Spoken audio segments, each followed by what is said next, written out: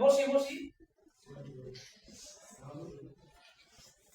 আমরা উরুর উপর হাত রাখবো। হাত কোথায় রাখবো? উরু চিনেন? উরু চিনেন? একটু রাখেন তো। উরু উরু চিনেন না? ওই যে আপনার যে কোল আছে না, কোল, কোলের সামনের অংশ, এটা উরু। হ্যাঁ, একটু রাখেন, ওস্তাদরা দেখবে, সমস্যা নেই। আপনি হাত উরুর উপর রাখার চেষ্টা করেন। দেখেন তো ওস্তাদরা উরুর উপর আছে কিনা হাত। অনেকে কিন্তু, আমি বলি যে হাঁটুর যে সীমানা আছে না, হাঁটুর একটা শেষ সীমা আছে না, এই শেষ সীমার বাইরে কিন্তু হাত আঙ্গুল পাঠাবেন না, এই শেষ সীমার ভিতরেই রাখবেন। ওইটাই উরু। হাঁটুর বাটি আছে না, বাটির একটা শেষ সীমা আছে না, যেখান থেকে বাটি শুরু, মানে উরু শেষ হয়, হাঁটু শুরু হয়, এর আগ পর্যন্ত। তারপরও আপনারা বসেন, উস্তাদরা দেখাই দিবে ইনশাল্লাহ।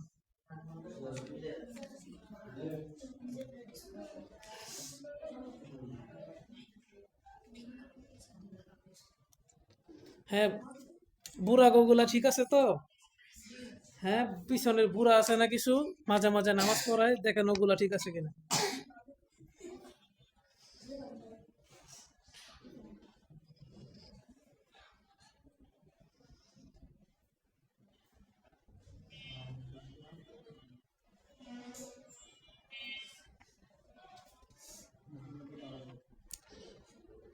আচ্ছা, হইলো তো?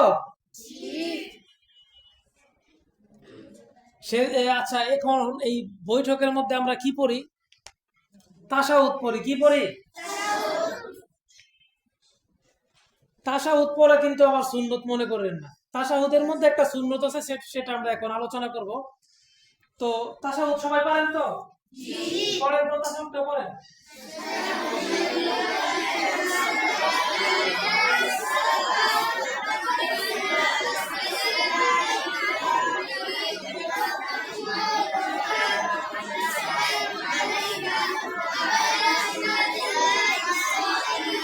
থামেন থামেন থামেন, এই যে সুন্নতটা আসছে, এই আশহাদু আল্লাহ যখন বলবো না, তখন যে আমাদের শাহাদাত আঙ্গুলটা আছে, ওটা আমরা উঁচু করে কি বলবো? সামনের দিকে ইশারা করব। লা আশহাদু আল্লাহ ইলাহা, ঠিক আছে? ইল্লাল্লাহ বলার সময় আবার আমরা ঝুঁকাই দিব, ঠিক আছে? হ্যাঁ, চলেন চলেন। আশহাদু এইভাবে উঠাবো, আশহাদু আল্লাহ ইলাহা ইল্লাল্লাহ। এমন এমন এমন করবো না কিন্তু আবার। হ্যাঁ, আমি ওখান থেকে এমন না কিন্তু।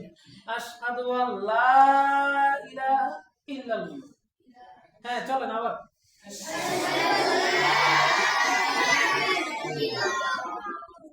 এই যে এইভাবে আশহাদু আল্লাহ, আঙ্গুল দাও, আশহাদু আল্লা ইলাহা ইল্লাল্লাহ। আশহাদু আল্লাহ ইলাহা, শুধু আল্লাহ ইলাহা। এই যে মনে করেন না কিন্তু। হ্যাঁ, আবার আশহাদু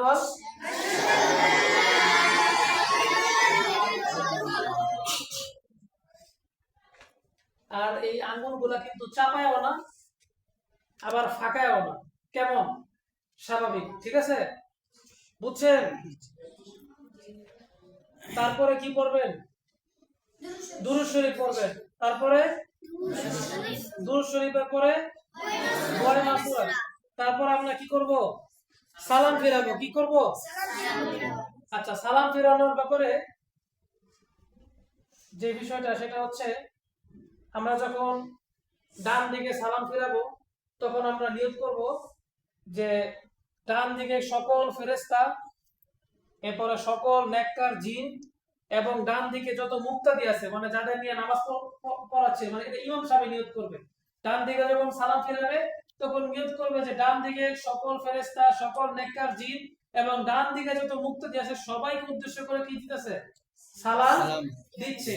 আবার ঠিক বাম দিকে যখন সালাম ফিরাবে, তখন একই নিয়ত করবে, বাম দিকে সকল ফেরেশতা, সকল নেককার জিন, এবং সকল মুক্তাদি। ঠিক এমনি ভাবে যখন মুসল্লি সালাম ফিরাবে, তখন ডান দিকে সকল ফেরেশতা এবং সকল জিন, নেককার জিন, তাদের নিয়ত করবে। যদি আপনি একা নামাজ পড়েন, কথায় কথা আপনি সুন্নত নামাজ পড়তেছেন, তখন সালাম ফিরান লাগে না? এরপরে আপনি নফল নামাজ পড়তেছেন, তাহাজ্জুদ করতেছেন, যাই হোক বেতের নামাজ, এগুলো তো আমরা একা একা বলি।